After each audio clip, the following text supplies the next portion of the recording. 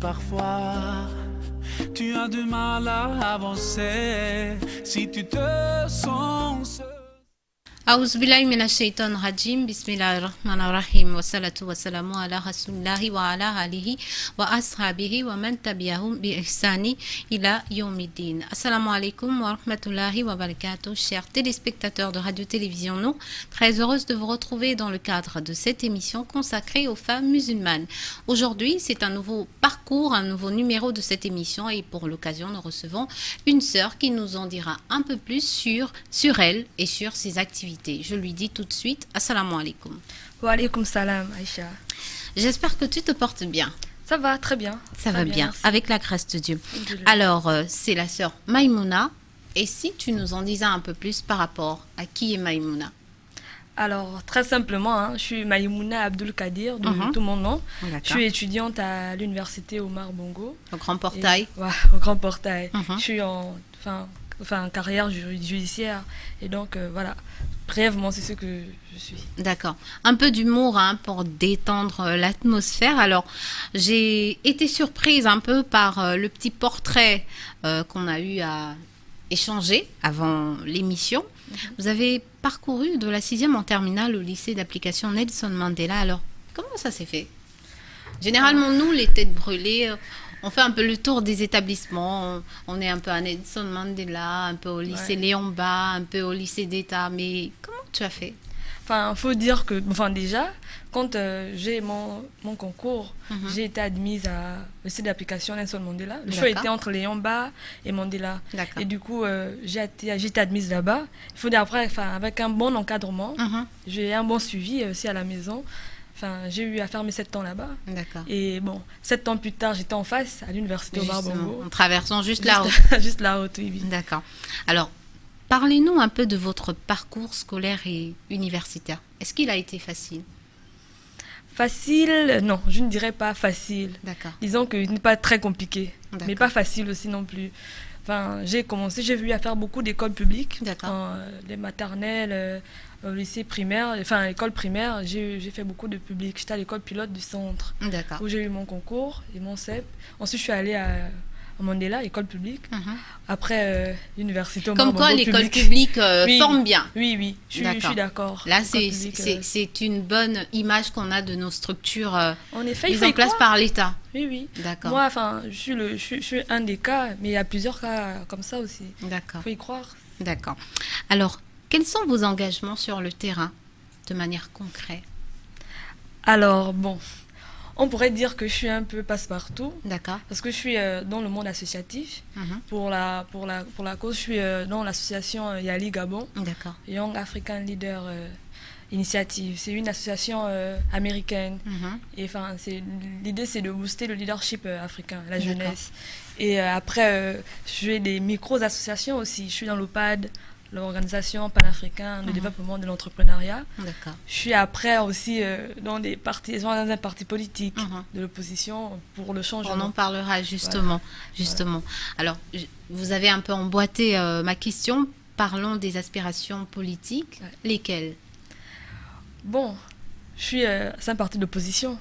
Je pense que là, c'est dit comme ça, c'est clair. D'accord. C'est un parti politique qui revendique, qui se bat et milite pour l'alternance du pouvoir.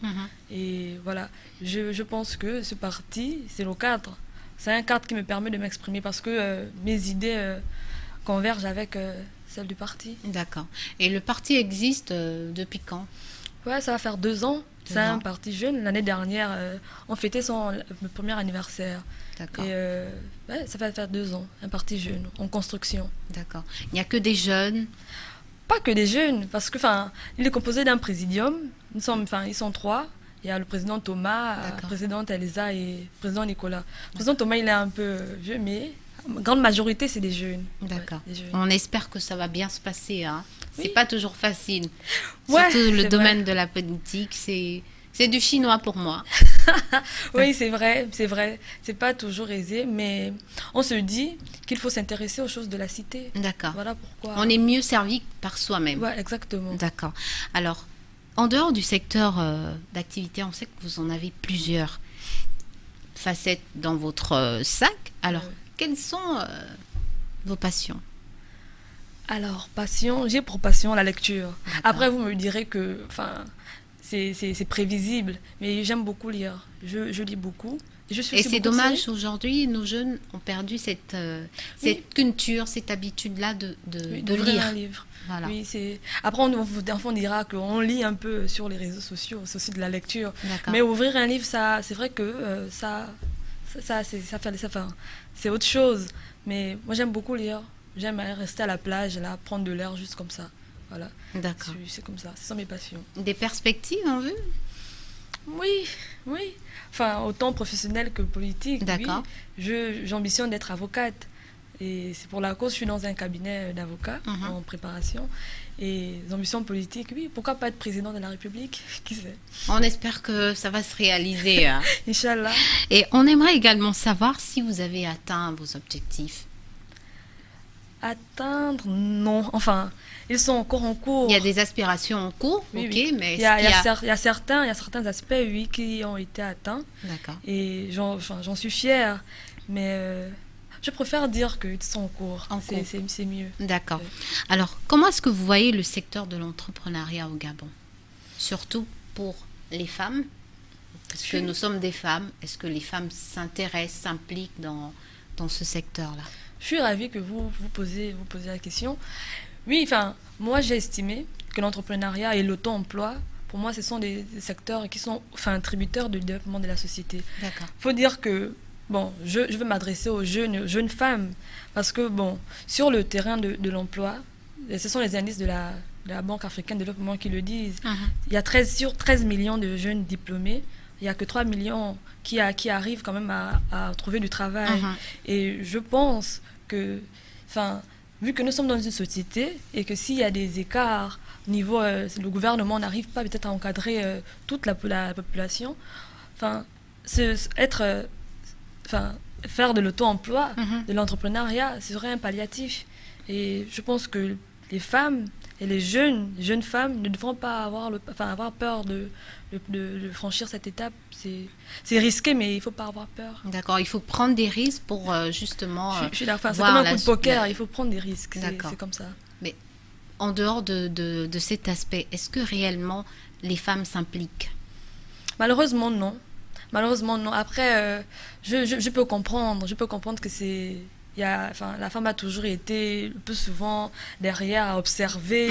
On se dit, bon, pourquoi moi? Je sais pas si ça ira. Et donc, on reste derrière. Mais moi, je tiens à dire que non, c'est possible. Moi, j'ai essayé. L'entrepreneuriat, j'ai essayé. J'ai dû arrêter par souci à concilier toutes les activités que je mène. C'était un peu compliqué. Mais j'ai commencé par vendre... mes premiers sandwichs. Je faisais des panini à Wendy, juste comme ça. Avec ma bourse, j'ai eu à épargner. J'ai eu une idée. J'ai essayé de la matérialiser. Avec mon ami, on a acheté des machines, on a commencé à vendre des bouts de pain. On faisait un chiffre d'affaires par semaine et c'était parfait. D'accord. Après, bon, avec les cours, il y a le travail, c'était un peu compliqué. C'est le temps qui a fait défaut. D'accord. Sinon, mais si, quand même, le temps était plus ou moins allégé, je pense que l'activité aurait continué. Et déjà, je n'ai pas renoncé. D'accord. Je garde ça à côté. D'accord, voilà. D'accord. Alors, quelles ont été les difficultés auxquelles vous avez été confrontés? Bon, faut dire que j'ai un très jeune âge, même si on va le taire. J'ai un très jeune âge et c'est un peu compliqué. Des fois, quand tu viens et que tu veux prendre une initiative, il y a ce critère. On te dit, oh, mais tu es très jeune. Et j'ai un petit corps. Du coup, on se dit, bon, faire confiance à une petite personne très jeune, c'est un peu compliqué. Voilà, il y a ça. Et puis après, je suis musulmane par-dessus tout. On va se dire, oui, les musulmans, bon, on vous connaît un peu, vous mariez, il y a un mari qui est déjà réservé pour toi. Après, il y a les parents, c'est un peu compliqué de vous faire confiance à 100%. Donc, il y a assez préjugés là, mais sinon, généralement, ça va. Les rapports avec les non-musulmans, comment ça se passe? C'est des rapports déjà à la base, il y a plein de préjugés, comme je disais tout à l'heure, il y a plein de préjugés. On se dit oui, mais tu as fait comment pour arriver à l'université? Comment tes parents ne sont pas musulmans? Tu penses qu'ils sont, tu es mélangé? C'est quoi le problème? C'est quoi le piège? Ou bien tu es déjà marié? Il y a souvent ça. Il y a ces trucs. Et après, il y en a qui veulent aussi, tu vois. Il y a des bises, on va te faire des bises ici à gauche. C'est un peu compliqué. Parfois aller s'amuser dans des lieux. Oui, parfois il y a ça aussi. Des fois, on te trouve un peu coincé. On dit oui, tu es un peu coincé, tu es que dans les bouquins, tu rentres à la maison un peu tôt.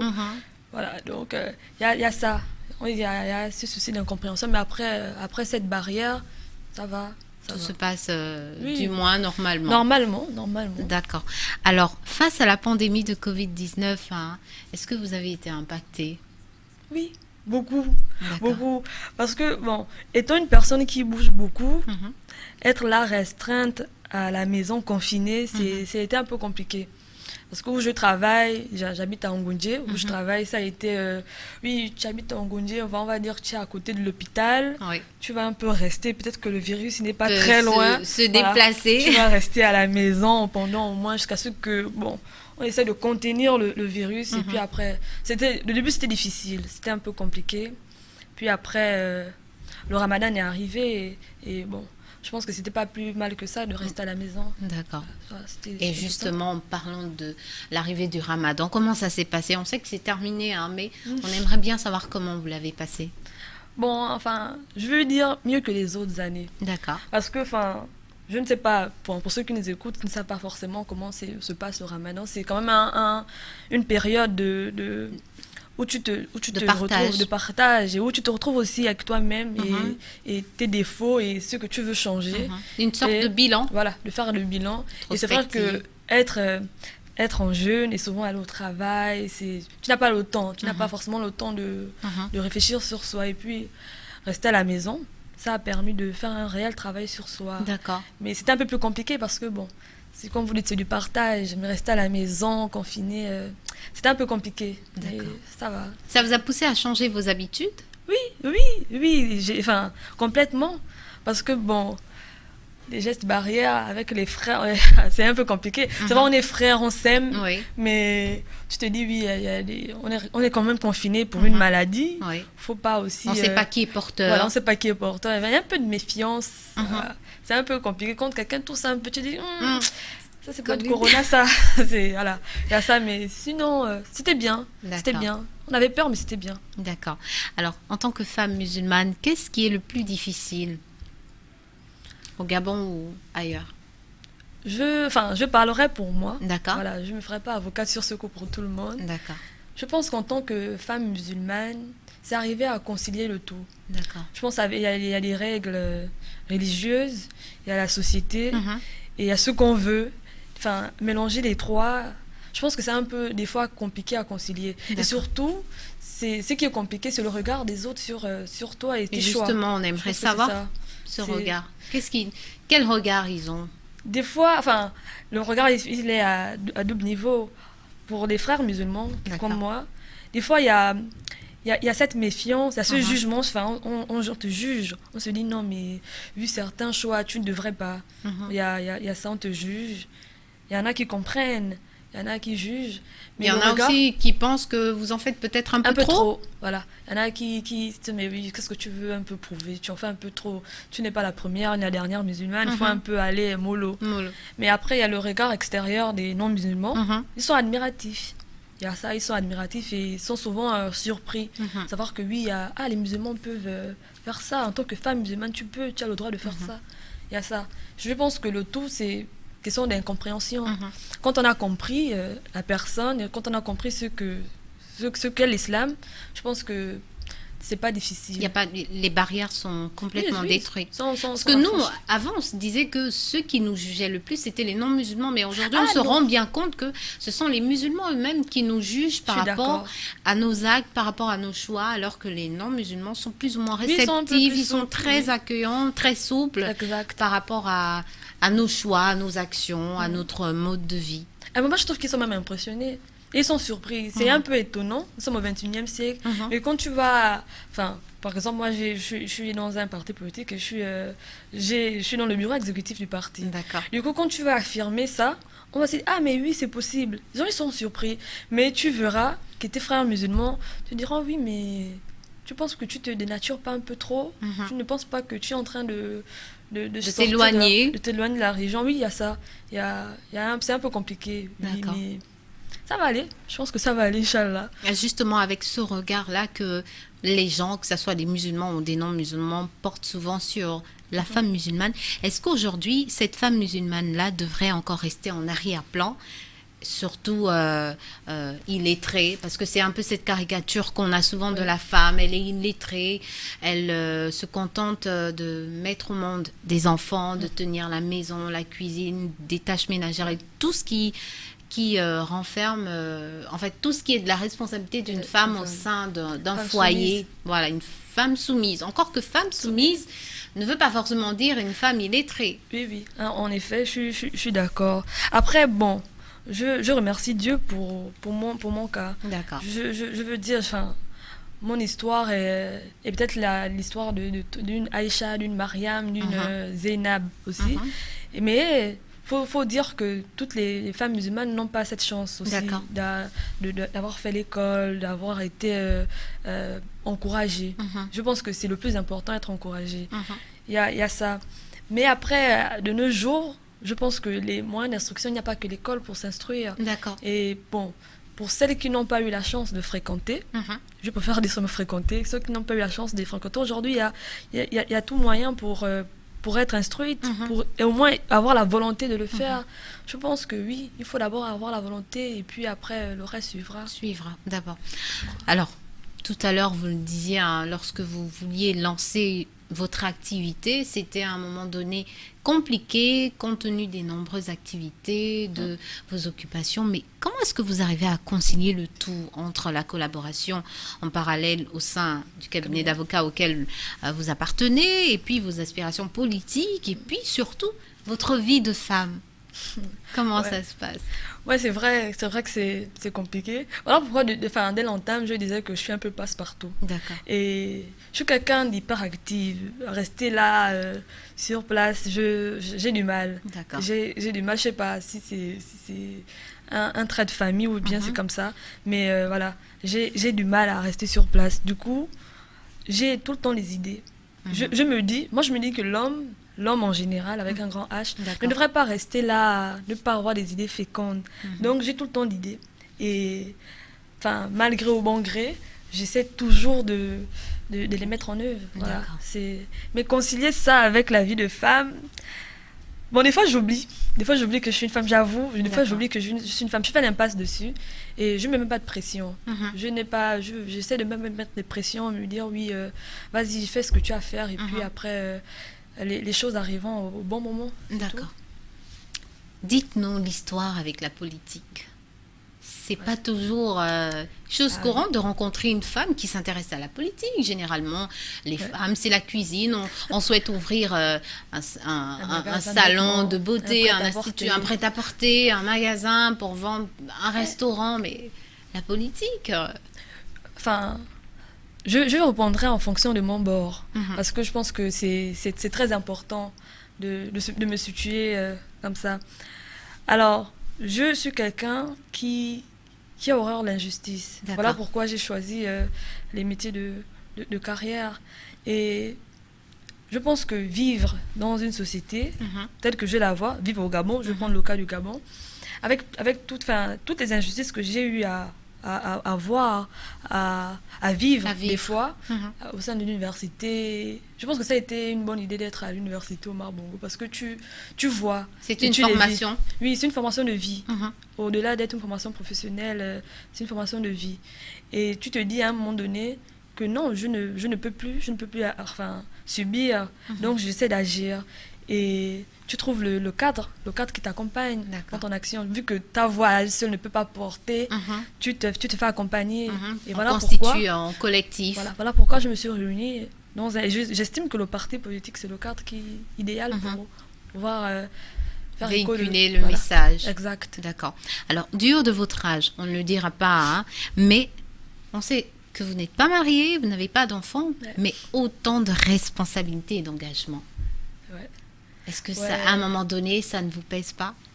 Si, des fois, bon, quand tu rentres le soir chez toi, dans ton lit, tu regardes ta vie. Moi, je le fais tous les soirs parce que, il faut faire le bilan de la journée, dire oui, ce qui a pas été, ce qui devrait. Je voulais faire ci, mais ça n'a pas été, ou bien je voulais faire ça, j'ai pu le faire. Il faudrait peut-être améliorer, comment je me suis comportée. Peut-être que, voilà, tu regardes ta vie, tu te dis, c'est un peu compliqué. Tu aurais aimé avoir un soutien. D'accord. Quand tu rentres le soir, avoir un soutien et dire oui, tu manques quelqu'un qui t'encourage. Oui. En dehors de la famille, tu vas avoir un partenaire qui comprenne et qui te soutienne. Ou peut-être avoir un enfant. Puis après tu chasses tes pensées, tu te dis, bon, je ne vais pas me focaliser dessus. Et puis après, c'est comme je dis, les choses arrivent à point nommé. Et si c'est pour demain, si c'est pour dans 6 mois, si dans 1 an, advienne que pourra. D'accord. Alors, vos parents, quel point de vue ils ont, quelle opinion ils ont de vous, surtout par rapport à vos engagements? Ouais. Faut dire que je viens d'une famille très, très, très nombreuse. D'accord. D'une très grande famille. D'accord. Et heureusement qu'elle est là pour moi, d'ailleurs. Le cercle restreint, la famille restreinte, mon père, ma mère et mes sœurs. Bon, des fois, on a encouragé, des fois, ils ont été craintifs, admiratifs, d'autres fois, ils n'ont pas été d'accord. Ça passe partout. C'est le rôle des parents, en général. J'ose croire que c'est le rôle des parents. Et c'est un peu... Des fois, on ne te comprend pas. Disons que dans ma famille, je suis un peu la tête brûlée. Voilà. D'accord. Parce que bon, j'aime affirmer mes idées et je veux que tout le monde... Du coup, après, des fois, quand tu sais que tu fais un peu trop, bon, tu optes pour la négociation. Tu fais comprendre doucement aux parents parce qu'il y a un conflit générationnel qui est là aussi. Tu essaies de faire comprendre doucement que voilà, oui, mais...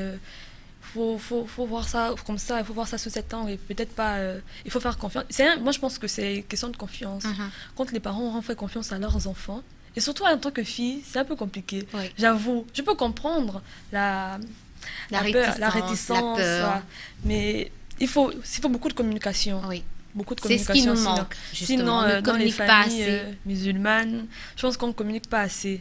Et du coup, il y a souvent ça. Il y a ces incompréhensions, chacun dans son coin. Et puis... Après, ça peut tirer à autre chose. Mais ma famille, des fois, c'est un soutien. Après, je les consulte pas forcément. Hein, je triche un peu. Et après, ils sont là, ils constatent seulement. Mais ils sont un soutien. Je prends des avis ici et là. D'accord. Est-ce qu'ils s'impliquent dans ce que vous faites? On va dire que leur implication, c'est limite à l'encouragement. Voilà, on va t'encourager, mais bon, on n'ira pas plus loin que ça. On n'ira pas plus loin. D'accord. Ouais. Alors, que représente justement la famille pour vous? Est-ce qu'elle a une grande place ou bien oui, elle passe en second plan? Non, je ne vais même pas vous laisser terminer la phrase. Absolument, c'est un grand plan. Pour moi, la famille, c'est primordial. Je peux être ce que je suis aujourd'hui, mais... quelque part, on veut être aussi la fierté de sa famille. On veut être la fierté d'où on vient. De son clan, de sa tribu. Oui, exact. Et si tu n'as pas cette reconnaissance, c'est un peu compliqué. Donc, pour moi, la famille, elle compte beaucoup. D'accord. Au-delà de tout ce que vous faites, est-ce qu'il vous arrive de lâcher prise?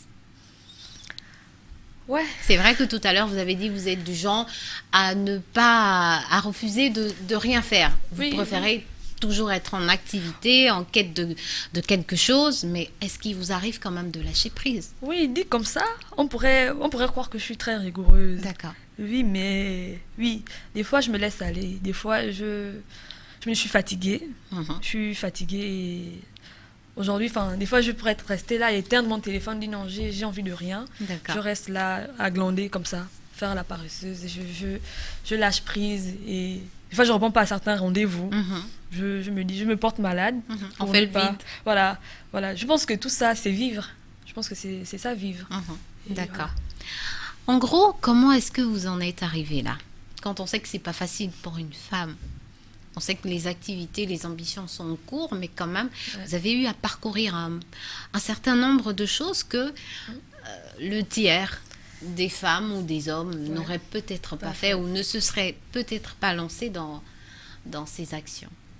Oui, c'est vrai. Ça pourrait paraître très idéaliste, utopique même. Mais il faut dire que j'ai tiré ma façon d'être dans les livres que je lis. Voilà. Je lis beaucoup de philosophiques, beaucoup. Et des fois, ça peut me faire divaguer. Je lis beaucoup d'œuvres philosophiques et d'histoire, l'histoire des grands qui ont fait le monde. Et du coup, je pense que je tire ma force de là. Et je me dis surtout que je fais partie d'un monde qui est en perpétuelle évolution. Je ne peux pas rester en marge de ça. Et donc, je me fais ma place. J'apporte ma pierre à l'édifice, c'est tout. Et je pense que c'est ça. Avec la crise sanitaire, j'y arrive. Comment est-ce que vous percevez le devenir ou l'avenir de nos jeunes scolarisés qui, certains avaient des activités et aujourd'hui se retrouvent au chômage dû au confinement partiel qui a été décrété par les autorités, et beaucoup se retrouvent également inquiets malgré les dispositions que l'État a eu à prendre? Enfin, je ne le dirai jamais assez. La crise sanitaire, telle qu'on la connaît, telle qu'on l'a vécue, qu'on la vit maintenant, enfin, entraînera forcément des conséquences. Pour mes frères, parce que je suis encore étudiante, pour mes frères, le secteur de l'éducation, ça va être un peu compliqué. J'avoue, ça va être un peu compliqué pour nous, mais je pense qu'avec un travail personnel, une rigueur personnelle, ça devrait aller. D'accord. En tant que femme de caractère, quel genre de programme vous regardez? Femme de caractère, oui. Enfin, déjà pour ça, il faut suivre d'abord la télé. Mais si, je regarde beaucoup de jeux télé. Je m'instruis beaucoup avec des jeux télé, Motus, Slam, les jeux français. Et beaucoup d'émissions, des débats politiques, naturellement. Après, oui, je peux regarder le journal en passant. Je suis pas très... on pourrait croire que, mais non, je suis pas très JT. Du coup, ça. Et quelques films en famille. Voilà. Mais personnellement, je ne suis pas très film. D'accord. Alors, vous avez la possibilité de saluer quelques personnes qui vous regardent, de donner également un conseil à l'endroit de ces femmes-là qui hésitent encore à se lancer dans une activité ou dans le domaine de l'entrepreneuriat. Et puis, bien sûr, le mot de fin. D'accord. Alors, bon, déjà, je vais faire par ordre chronologique.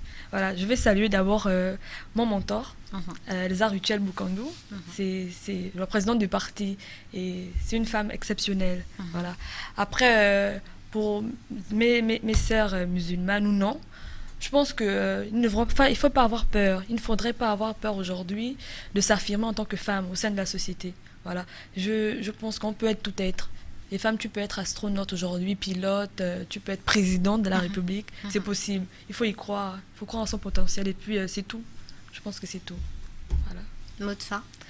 Mot de fin, je suis ravie d'avoir été sur ce plateau.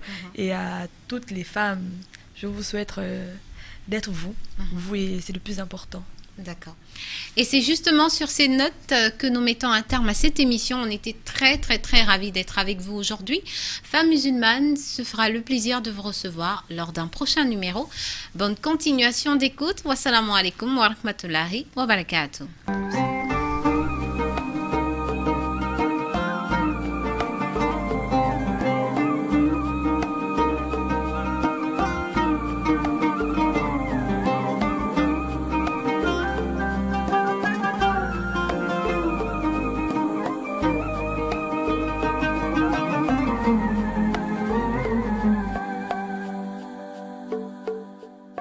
Si parfois tu as du mal à avancer, si tu te sens